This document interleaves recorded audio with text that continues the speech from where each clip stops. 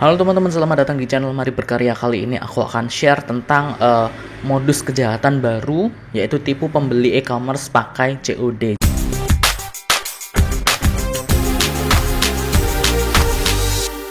Banyak sekali sekarang orang itu cara untuk mencari uang, tapi ya banyak yang melakukan sesuatu yang buruk, sesuatu yang tidak sesuai kayak gitu. Ya kejahatan lah ibaratnya. Yaitu salah satunya pakai COD. Jadi ini dekat sekali dengan kita, terutama kita sebagai pembeli maupun kita sebagai seller ya. Itu sebenarnya bisa tertipu oleh seseorang yang melakukan modus-modus penipuan COD. Nah, ini kita bahas pembeli dulu. Nah, gimana sih pembeli e-commerce itu bisa tertipu menggunakan COD? Ini ada beberapa kasus ini aku share dari cnnindonesia.com sumbernya. Nah, sejumlah pengguna e-commerce seperti Lazada dan Shopee mengeluh kerap mendapatkan penipuan lewat metode pembayaran di tempat atau COD atau cash on delivery ya. Hal ini diungkap oleh akun itu yang menyebut ibunya telah menjadi korban penipuan e-commerce yang menggunakan metode sistem COD. Gitu. Nah, ini dia postingannya di Twitter. Jadi cuitannya di Twitter. Yap, udah lama pengen goreng kasus scamming varian baru yang memanfaatin data bocor dari salah satu e-commerce ini. Nah, ngomongin soal data bocor ini bener teman-teman. Jadi beberapa waktu yang lalu itu memang data dari salah satu e-commerce itu kan bocor, sehingga seperti data-data seperti alamat, seperti nama, nomor telepon dan sebagainya itu sudah tersebar katakanlah. Nah, hal ini tuh dimanfaatkan oleh oknum-oknum yang tidak bertanggung jawab untuk mendapatkan uang melalui sistem COD ini, karena belum banyak orang yang tahu mengenai sistem COD ini sebenarnya seperti apa. Karena metode COD yang dulu dengan yang sekarang itu beda. Kalau aku dulu itu pengalaman banget, sering banget COD. Tapi COD bener-bener ketemu langsung. Bukan COD seperti yang sekarang melalui kurir kayak gitu. Nah, itu banyak sekali orang yang nggak tahu sehingga banyak yang tertipu kayak gitu. Oke, kita lanjut dulu. Berhubung ibu gue sendiri korbannya dan ini yang ketiga kali. Wah, udah ketiga kali. Ditambah gue punya bukti. Oke, spoiler dikit, di foto ini totalnya 130.000, isinya wow. Ya ini salah satu yang sering aku temui juga. Jadi aku share sedikit teman-teman. Jadi ini itu kalau dilihat dari apa yang dia tweetkan, yang dia katakan ya, itu seperti ini.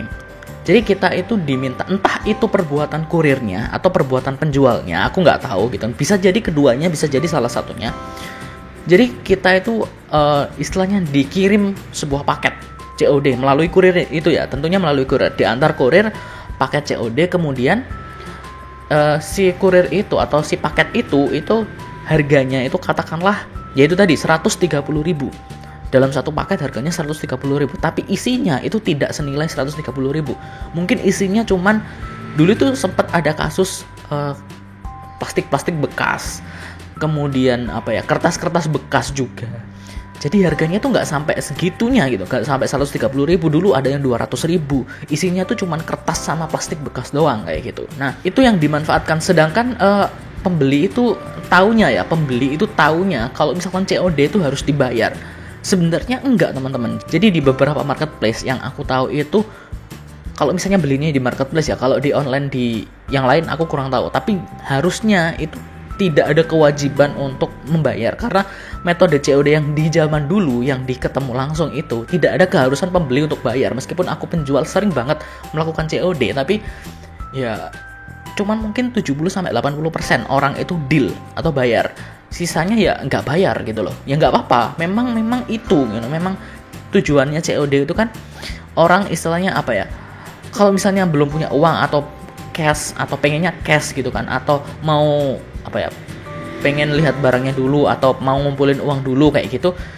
Nah, orang itu masih belum yakin pengen membeli itu. Nah, COD ini mewadahi orang untuk ya udah pesan dulu, nanti kalau misalnya aku suka aku bayar, kalau aku nggak suka ya nggak bayar. Tapi teman-teman, di kasus COD yang sekarang itu, tolong ini bagi pembeli ya, tolong jangan dibuka dulu paketnya.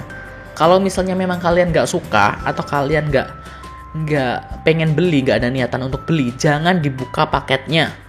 Oke, ngomong ke kurir baik-baik, kembalikan. Ini aku share solusi yang sudah aku alami juga, yang sudah aku temukan juga. Kalau misalnya kamu menerima paket COD yang itu bukan kamu yang pesan, atau kamu memang nggak ada niatan untuk membeli paket COD itu, gitu kan? Atau mungkin itu gini, kalau misalnya itu bukan kamu yang pesan, tolong tanyakan ke anggota keluargamu. Ada yang pesan nggak?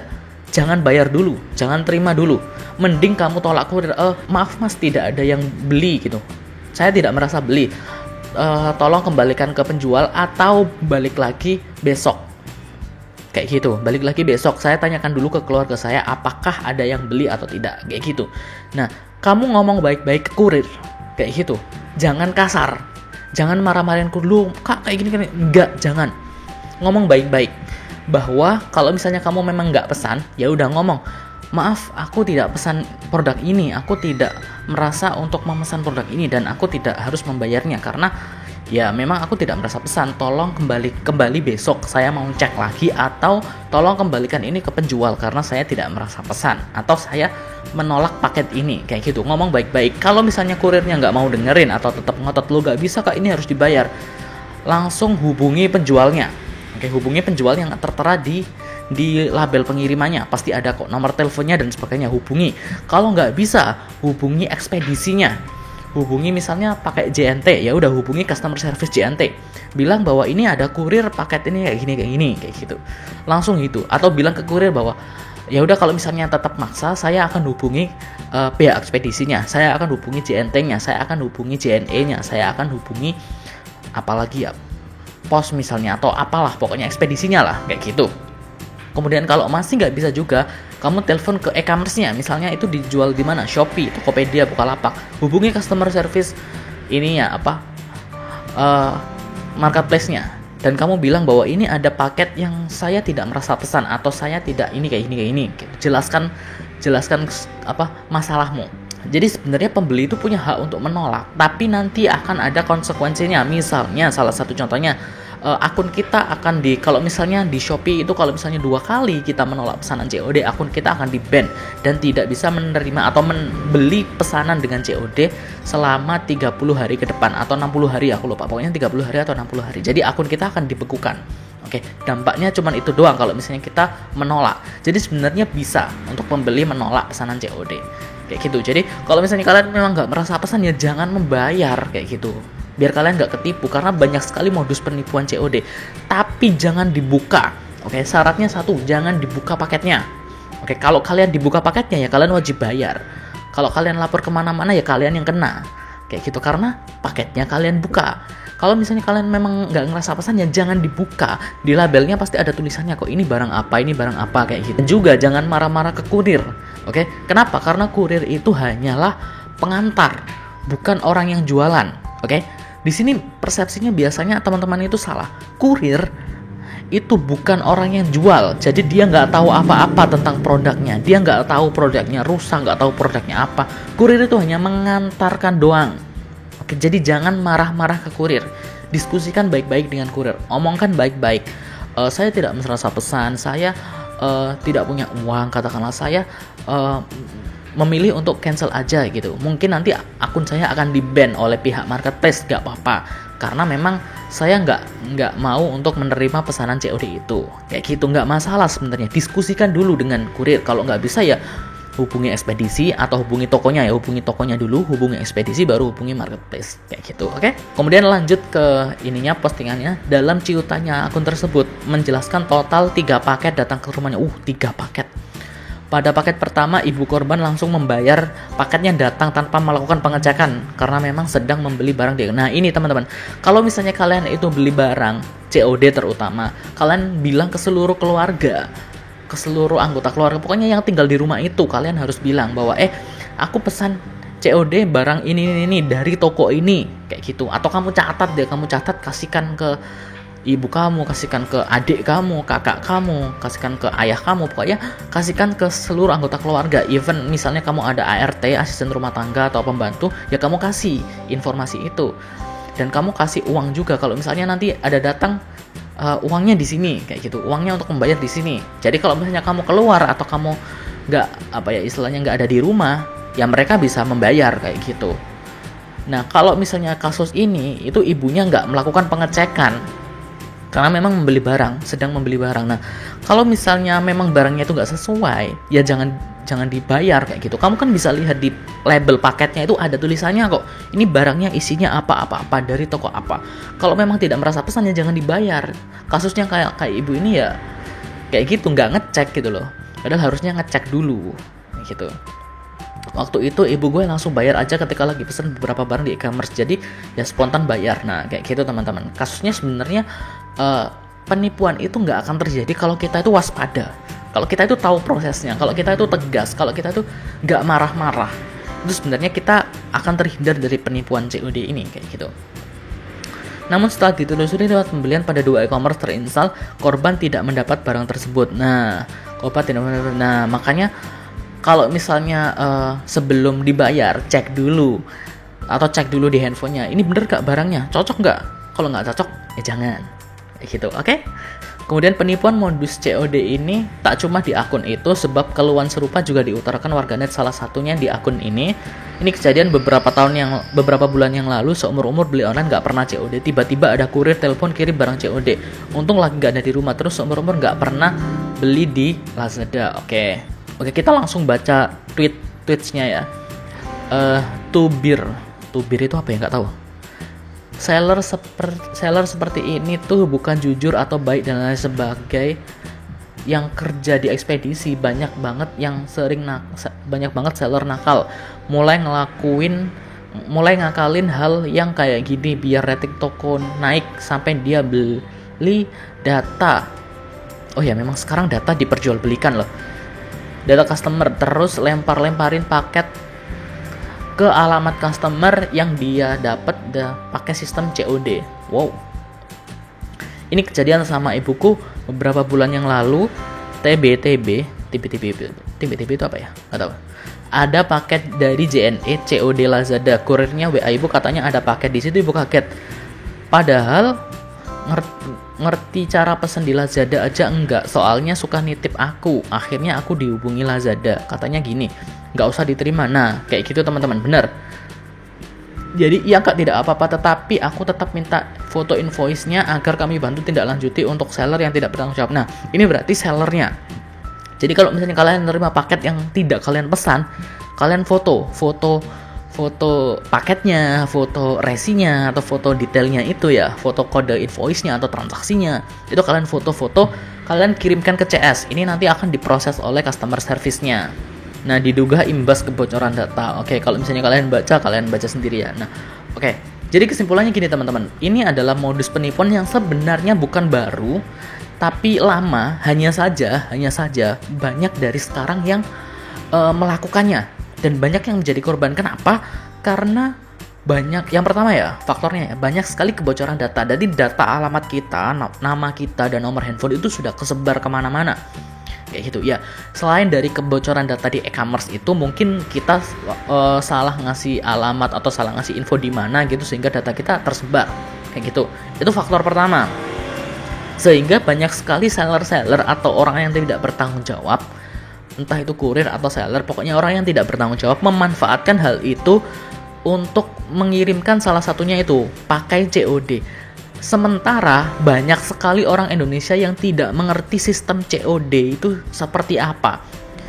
Makanya banyak sekali yang salah paham gitu loh. Banyak sekali yang salah mengartikan. Nah, di sini aku jelaskan kembali teman-teman, sekaligus edukasi juga ke teman-teman bahwa sistem COD itu sebenarnya sudah lama ada, bahkan sebelum ada internet, bahkan kita itu ya waktu dulu SMS-an juga ada COD juga. Jadi udah lama. Cuman sekarang itu metodenya itu agak sedikit berbeda.